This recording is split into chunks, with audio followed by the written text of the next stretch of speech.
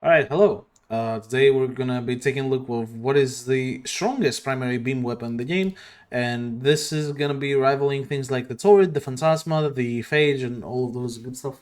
And it absolutely annihilates all of them, with a small exception of the Torid, but we'll get to that. But overall, this is basically a Torid without needing to charge the Incarnate.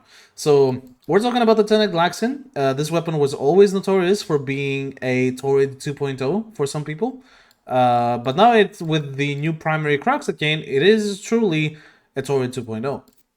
And I'll explain why. So, Primary Crux is an arcane that got introduced with Warframe 1999, and it gives you 30% status chance and 6% ammo efficiency per stack, so up to 10 stacks, and then you get 300% status chance and 60% ammo efficiency. This for beams, weapons that scale with fire rate, weapons that scale with status chance. This is absolutely nuts, because as you will see, heat damage exists, and heat procs will tend to go extremely, extremely high. So even with a perfectly rolled Torid, it's not a perfectly rolled Torid is not gonna damage this, which is absolutely insane. Because the heat procs on something like level cap will do ludicrous amounts of damage, and you will see exactly what I mean. But the important stuff for this one is the ammo efficiency. The Torid Incarnate and Incarnate weapons in general do not benefit from ammo efficiency whatsoever, which is the one thing the Torid, in my opinion, is bad at. The Incarnate version has too little ammo and runs out very, very quickly. Now, granted, it's easy to get back because you only need to shoot one bullet, but it's still something you have to do, and on a public squad, it's not gonna come out very, very easily. Now, this thing just beams on its own, and I have two of these, so I'm gonna explain the build on both. And I would highly suggest, now that you have the chance to get a Glaxion Ribbon, to try and get an unranked one if you can. If you have a Glaxion Ribbon sitting around, leave it unranked. This is very, very important. So the Glaxion, innately, it's cold. So if you want to get viral heat, which is something you do want to get, obviously, then you will have to leave this unranked. And the ideal stats you want to get is a plus cold and plus toxin. That's it. This viral. Everything else doesn't matter. Is it 3 pluses, 1 minus? Doesn't matter. Is it 2 pluses? Doesn't matter. Is it 2 pluses minus? Doesn't matter. It literally does not matter. This status chance right here doesn't do anything. Look. It's 2%. It doesn't do anything. This is here just for the Raven to give me viral. And this results in the hit percentage being 75%. Now, this is without the 300% status chance from primary Crux. And here is the kicker. On Torid, to increase the beam and to make it have mid-air AoE, you use Prime Firestorm. Well, on the Tenet Glaxion, you do this with Prime Shred instead. And Prime Shred works wonderfully with this weapon, because even though the initial beam cannot chain to many more enemies, hitting 2 enemies at the same time with a Prime Shred will allow you to chain to even more enemies. And because with just Prime Shreds, you get more fire rate and you get to chain to up to 3 more enemies at the same time. I mean, you will see, it's pretty destructive. So, gonna showcase this in the simulacrum real quick. No fire rate from Wisp, nothing, just the weapon. So it hits headshots, and as you see now the hit procs are going kind of crazy, and now the stacks are up from galvanized mods, and yeah. It just... yeah. And if we're looking at the hit procs real quick, look at the hit procs.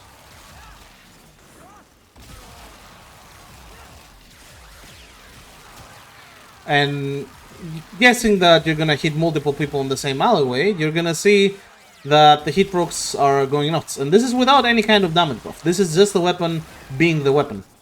And we can add Wisp buff to this, we can add Kavat buff to this, we can add Roar to this, we can add so much shit to this. So if we take a Wisp, for example, with Roar, nothing too crazy, just a Wisp with a Roar.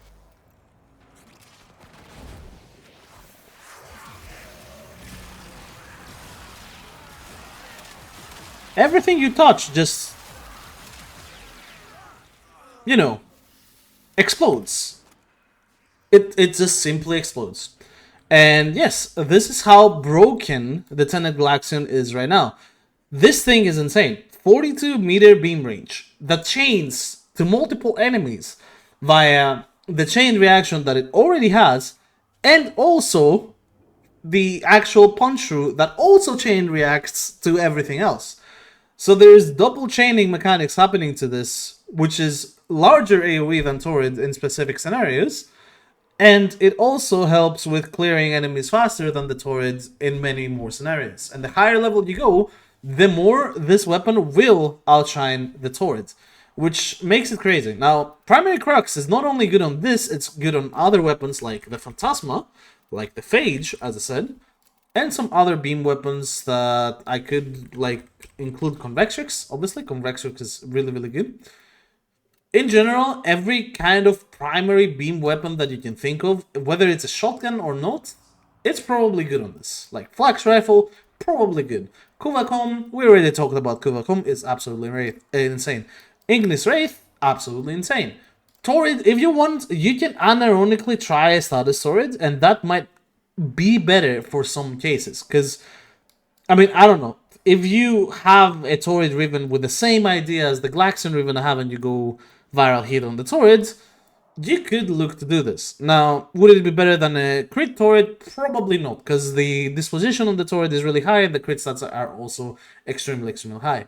But it goes to show, first of all, how overpowered hit damage is in general, and second and foremost, how good the new arcanes are under certain circumstances. Like, this thing is crazy. And I'm gonna go to an actual mission and solve this, even though I don't think I need to. I think it's already proven the point, but I know people would love to see this on an actual mission, so I'm gonna give you that. And what better mission to do than to go down here and find the Conjunction Survival, level 200. Not bad.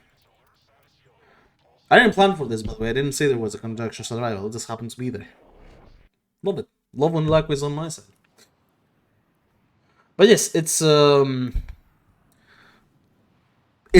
wrong. It feels wrong to use this. Because yes, at the start, obviously, you have no stacks. It shouldn't deal damage. And it doesn't deal great damage. But it deals enough. Without stacks, the weapon shouldn't deal anything. But it does. For some reason it does. And when you do get your stacks, you know,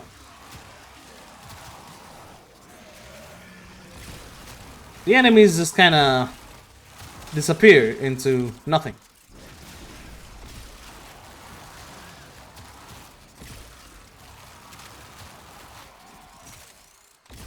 Range of the beam is crazy, the chaining mechanic is crazy, the damage is crazy. It's just a very, very nutty weapon, and at this point, this weapon, it will absolutely annihilate everything you pointed at. Definitely. It's not even comparable. And I think for high kills per minute and getting high kills per minute, this is now a very, very strong contender to the Torid, regardless if you're going solo or not.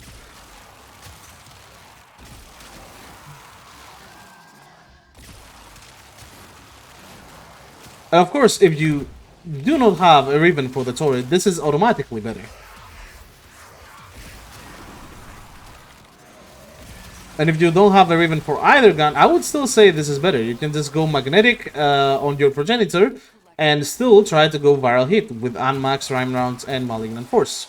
I also have that, and that's also really good. But since I do have the Riven, and since Rivens are still not that pricey, you can do this reliably and get insane value from this.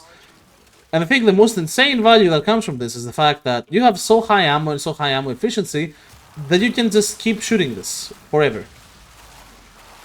If I had the Torid here, the Incarnate Form would run out in like 3 seconds. The damage would be crazy, but the Incarnate Form is down in 3 seconds. On this, I just shoot. And I keep shooting.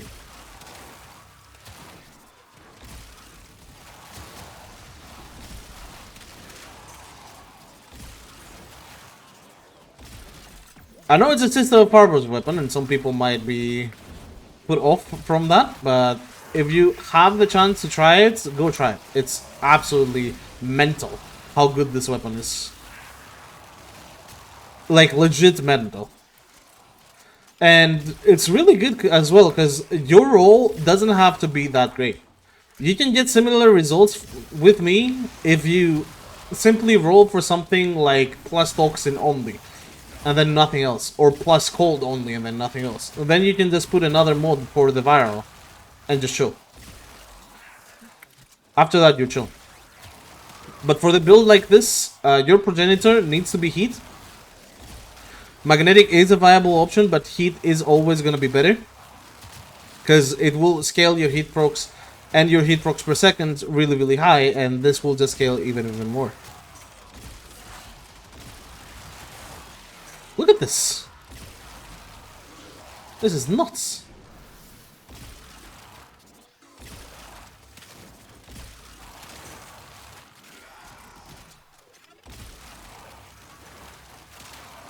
And the funny part is that this weapon has some crits. I haven't built it for crit. You can still do some kind of different builds, build it for crit and try to do that, but I find this to be way stronger. Status chance is way too underrated, I just thought. And since Jade Shadows and all the status changes, all the armor nerfs and all that, status has become way more powerful than it used to be, and I think people underestimate it a lot even now. Heat damage just outshines everything right now.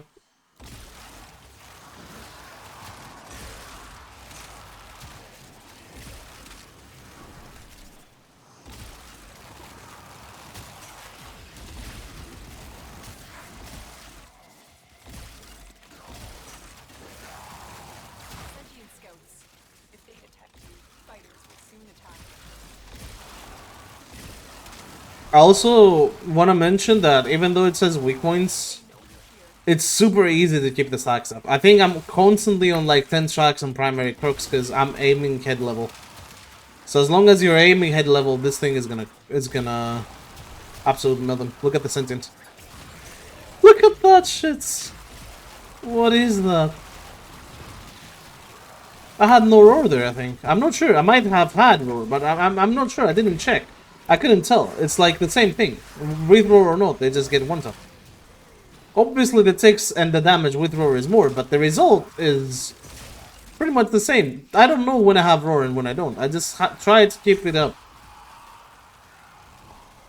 Now obviously the one thing this will struggle with is acolytes, and this is the one thing that ogres will win on. This thing does not do well against acolytes, just like any status weapon, to be honest, but thankfully you can bring something else to take care of those. So here I have a Kratos with some galvanized mods, and it should take care of it without any issues whatsoever. So, you know, overall, good at everything except one thing, which is damage attenuation and status attenuation, all that good stuff.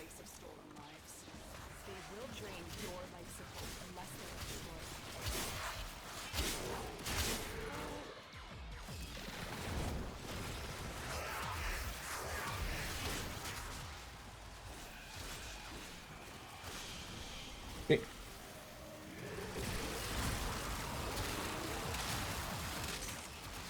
Yeah, I mean, yeah. Just the Glaxion moments, honestly. 100 heat procs per second, AoE, fucking beam chaining, whatever this is. It's like a very overpowered primary version of the Kuva Nuker. That's the only way I can describe this. This is the extremely OP primary version of the Kuva Nuker.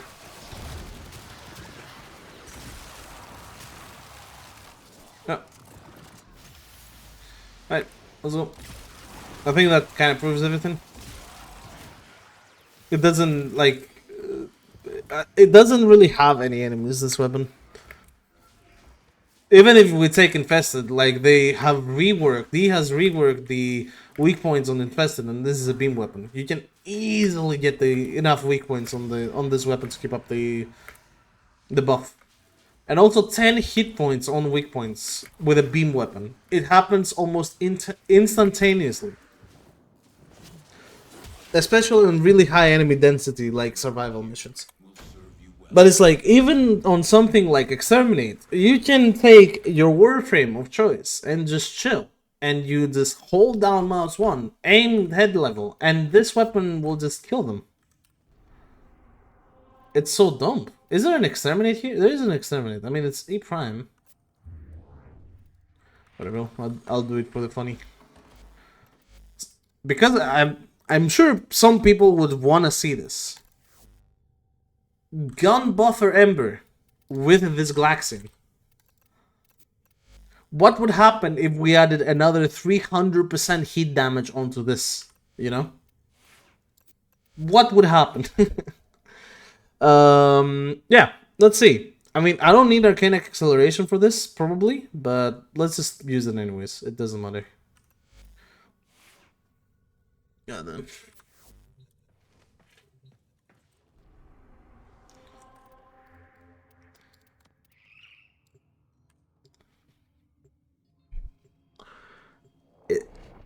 It's just really stupid, honestly. And because these are level 100, these guys will die so quickly. I might not even see the hit procs per second. I might need to find like 10 Eximus units in a row.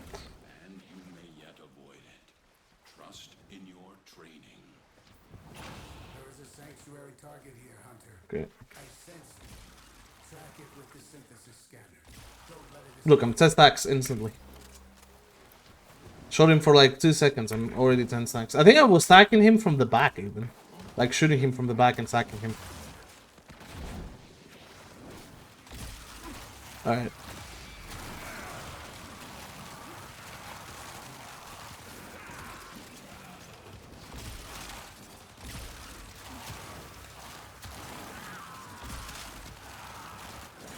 Yeah, this is like 100 hit procs instantly. The moment I touch them, it's 100 hit procs.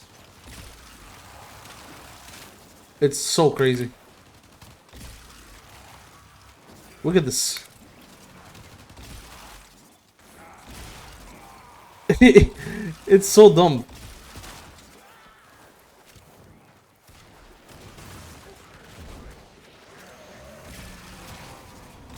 It's legit so dumb. I don't know. Ember with this might just be like one of the most insane things in the game right now to take damage-wise. Now, obviously, it's Ember. She is kind of squishy. She has to deal with that with the built-in overguard and built-in, you know, defense that she has. Oh, there is an Eximus. Goodbye.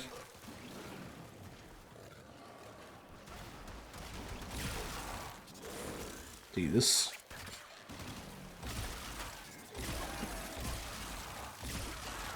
It's just very, very stupid.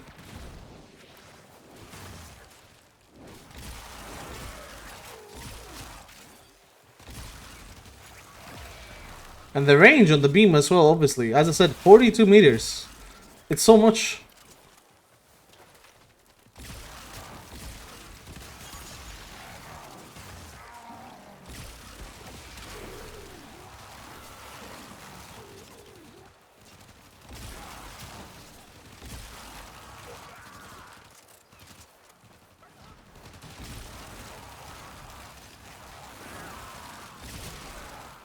Also, if you're wondering why I'm healing, I have the Hunter mode on the Panzerwolf, which is healing me constantly from the viral procs. It's one of the best ways to refresh health on something if you wanna like health tank like this lazily. Something like a Neza or anything like that. If you don't want to shield tank Neza, which yeah, it's the meta. This is a really, really strong way to health regen very quickly. So I can rely on that to keep me alive on these easy skill path missions. Obviously, when we go higher level, we would want something else, but you know, for something like this, it's yeah, pretty much enough.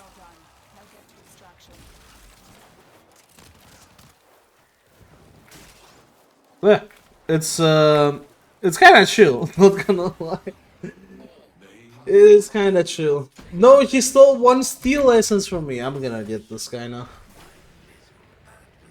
You stole a steel essence from me. God damn it. Oh yeah, well. Yeah. Whatever. So back when I made the Ember guide, I used to have where it's Archon Vitality. I then did a lot of tests, found out that it doesn't actually work, and then decided, alright, I'll replace it for Equilibrium for free energy, and just add Healing Flame for the Overguard and just chill.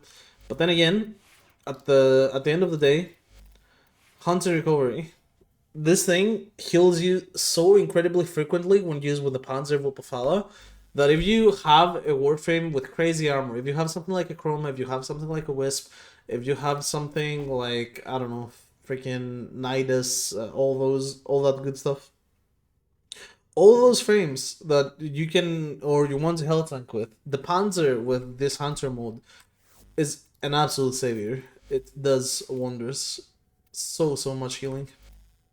So much value from that. And it was the reason I was able to health tank with this Ember build pretty confidently, even on Steel Path. Because Embers too, unless it's constantly on 90%, is not very good. And having it constantly on 90%, before the Ember rework wasn't very valuable. But now obviously, different story. If you do want to go for an Ember build like this, I would suggest, because I don't know why Constitution is here to be honest, you know, Primary Direction here, and that should do well. And instead of Arcane Acceleration or Arcane Energize, because you do have Equilibrium, you could easily Arcane Aegis and do some shield tanking Ember build, which is absolutely fine. Her shield's pretty high, and that should keep her alive very easily. Regardless, you know, this is not an Ember build. This is not an Ember video. I'm just, you know, throwing it out there because some people were wondering. This is a Glaxing video. This thing is insane. As I said, if you get a Riven, and if you want to get a Riven, don't max it. Leave it unranked, and I'm gonna real quick check the prices on Warframe Market out of curiosity. Glaxing Riven is right now 30 plat at the time of this recording. 30, 32, 34, 35, 35. It's like 20 to 30 plat, probably. So, you know, you shouldn't have a big issue getting a Riven as soon as this video drops. But maybe they will rise. We will see, depending on how popular the gun will get, because it is that strong. It definitely is that strong. I don't think the price will go Torid high, because, you know, Torid will always be around 500, 600 plat per Riven. So if you're someone that likes the Torid and you don't have a Riven for the Torid, you always wanted to make it a bit stronger, just go with this Glaxing. It's far better. It's so much better. It's miles better. You saw how my bullets were not going down? I have 26 fire rates onto this. 26 bullets per second. And I was holding down mouse 1 for like a minute. It's not even funny. And obviously, when you have this much fire rate, and you have this much status chance, which is, you know, this plus 300% of the base status chance of this weapon, it's gonna be so unfair. It's legit so unfair. I love this arcane. This arcane is crazy. And obviously we have more stuff like secondary Enervate. Trust me, I've tried Enervate on the Seekers right now. It's really, really strong. But overall, you know, new arcanes, pretty good. Expect more videos with the new arcanes.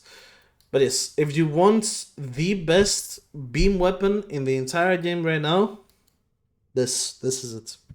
No Torid, no Phantasma, no Phage, no Synapse, except Coda Synapse takes over. I don't know what's gonna happen with that.